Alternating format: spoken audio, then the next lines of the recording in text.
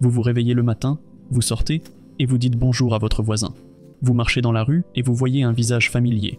Vous le saluez d'un signe de tête pour lui faire savoir que vous le reconnaissez. Vous montez dans un bus et une vieille dame arrive derrière vous. Vous vous levez et la laissez s'asseoir. Vous n'êtes pas obligé de faire l'une ou l'autre de ces choses. Il n'existe pas de manuel ou de guide moraux qui nous donnent une liste des choses à faire et à ne pas faire dans le monde. Cela ne figure dans aucune constitution ni aucun règlement écrit. Mais d'une manière ou d'une autre, nous connaissons tous ces règles. Nous les respectons scrupuleusement. Nous ne nous les communiquons pas. Mais nous savons tous quand quelqu'un les enfreint. Ce sont les règles tacites de la société. Aristote a dit un jour, « L'homme est par nature un animal social. Un individu qui n'est pas social naturellement et non accidentellement est soit indigne de notre attention, soit plus qu'humain.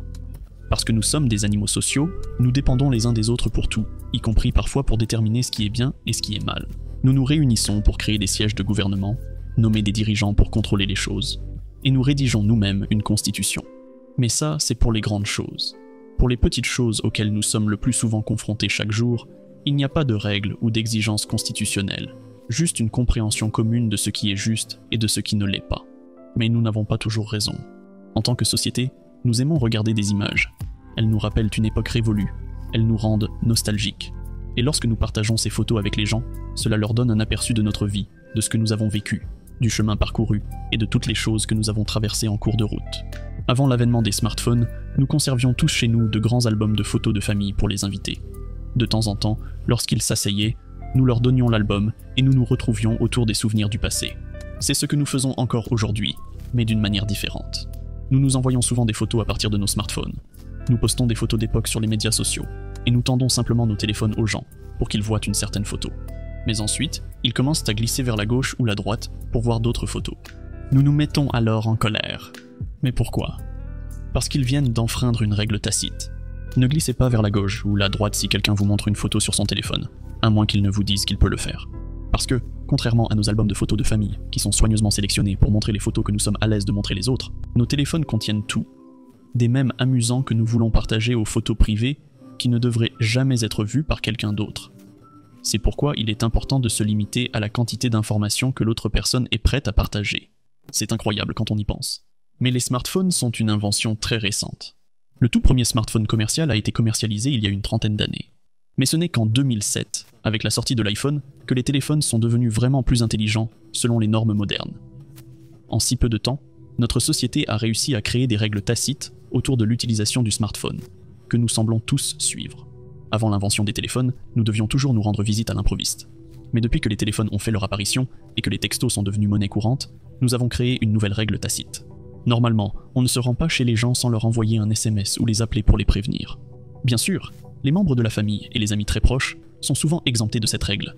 Mais si vous voulez simplement passer chez votre collègue ou quelqu'un dont vous n'êtes pas vraiment proche, vous devriez probablement leur envoyer un message avant, sinon vous ne serez pas accueilli par un visage souriant lorsque vous sonnerez à la porte.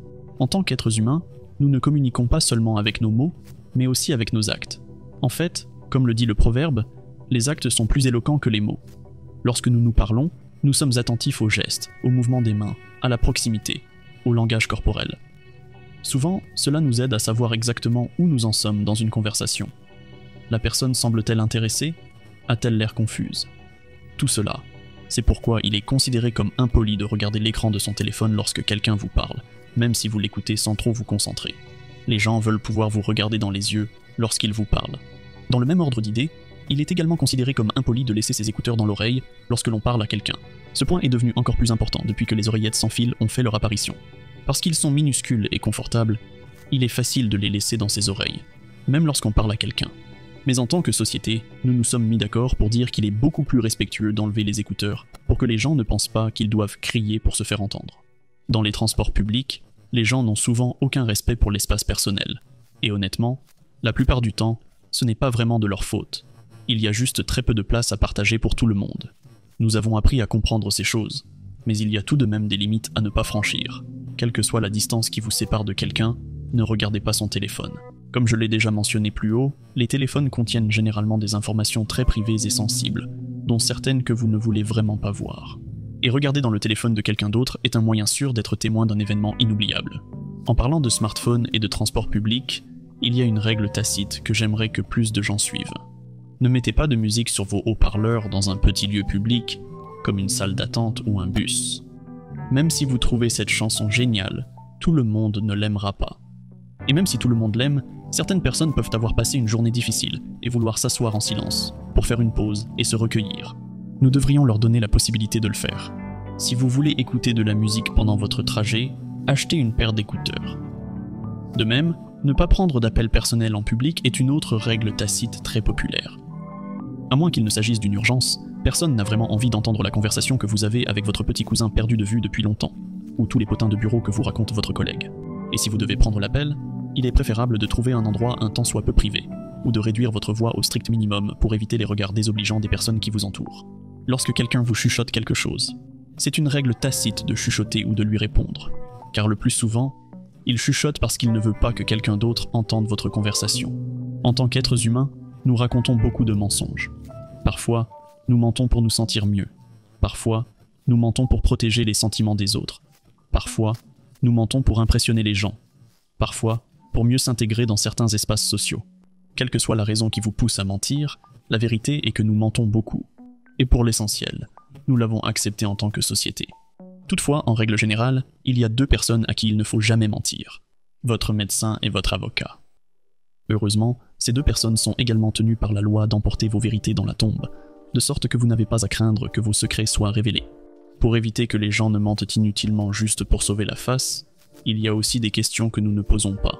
Normalement, on ne demande jamais combien les gens gagnent, ou combien ils pèsent. Si vous êtes suffisamment proche des gens, il est fort probable que vous sachiez tous ces détails sans leur demander. Et si vous n'êtes pas assez proche d'eux pour le savoir, alors vous n'êtes pas assez proche pour le demander non plus. Il est important de répéter que les humains sont des animaux très sociaux. Cela signifie que nous nous épanouissons en groupe. Par conséquent, nous avons appris à être gentils les uns envers les autres. Cela crée un sentiment de camaraderie et nous aide à construire et à renforcer nos communautés. Pour faciliter la tâche à tout le monde, nous avons donc créé des règles tacites pour nous aider à déterminer ce qui est gentil, ce qui est agréable et ce qui ne l'est pas. Si vous aviez prévu de rencontrer quelqu'un et que, pour une raison ou une autre, vous devez annuler, c'est à vous de reporter le rendez-vous. En agissant ainsi, vous montrez à la personne que vous accordez de l'importance à son temps et que vous êtes prêt à réparer le fait que vous n'avez pas respecté votre part du marché auparavant. Si quelqu'un propose de partager la nourriture avec vous, il a droit au premier et au dernier morceau. Et s'il ne lui reste qu'un morceau, il est tout à fait courtois de ne pas le lui demander. Être gentil ne signifie pas toujours encourager les gens. Parfois, il s'agit de souligner les défauts et d'aider à les corriger chaque fois que cela est possible. Toutefois, une règle tacite veut que l'on ne signale que les défauts qui peuvent être corrigés en 30 secondes ou moins. Vous déjeunez avec votre ami et il y a quelque chose sur ses dents. Dites-lui « La chemise de votre petit ami s'est décousue dans le dos. » Prévenez-la. Pour des choses comme son maquillage ou la mauvaise combinaison de ses vêtements, il n'est pas nécessaire de le faire remarquer si la personne ne peut pas y remédier immédiatement. Vous ne ferez que l'inquiéter et le gêner. Il y a deux endroits où il ne faut jamais faire d'histoire ou de drame. Un mariage et un enterrement. Les mariages sont très spéciaux et sacrés pour la plupart des gens et dans la plupart des cultures du monde. Il est donc très mal vu dans notre société d'en gâcher un. N'essayez pas de faire votre demande en mariage à quelqu'un d'autre. Ne lui demandez pas, car vous le mettez alors dans une position bizarre où il lui sera difficile de dire non, surtout si vous êtes des amis proches. Ne leur rendez pas la vie plus difficile qu'elle ne devrait l'être. Lors des funérailles, vous devez respecter les morts. Laissez les gens rendre un dernier hommage à leurs proches décédés. Vous pourrez rencontrer les parents vivants bien plus tard, pour leur réclamer ce qu'ils vous doivent. Lorsque nous étions enfants, nous ne voyions pas vraiment ces règles tacites parce qu'on n'attendait pas grand-chose de nous à l'époque.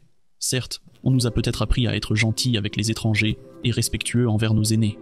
Mais en général, on nous pardonnait facilement si nous enfreignions une règle tacite. Il n'en va pas de même pour les adultes. En fait, plus nous vieillissons, plus les règles s'ajoutent à celles que nous devons déjà respecter. Quand on est enfant, on peut trouver mignon de laisser son caddie au milieu de l'allée des supermarchés. Mais à l'âge adulte, on ne vous pardonnera pas aussi facilement. En vieillissant, les gens seront également moins enclins à vous emprunter vos affaires. Ils ont acheté leurs affaires avec leur propre argent et s'attendent à ce que vous fassiez de même. Une règle générale tacite veut donc que vous n'empruntiez jamais vos affaires plus de 2 fois. Si vous l'empruntez pour la 3e fois, c'est que vous avez besoin d'en avoir un à vous.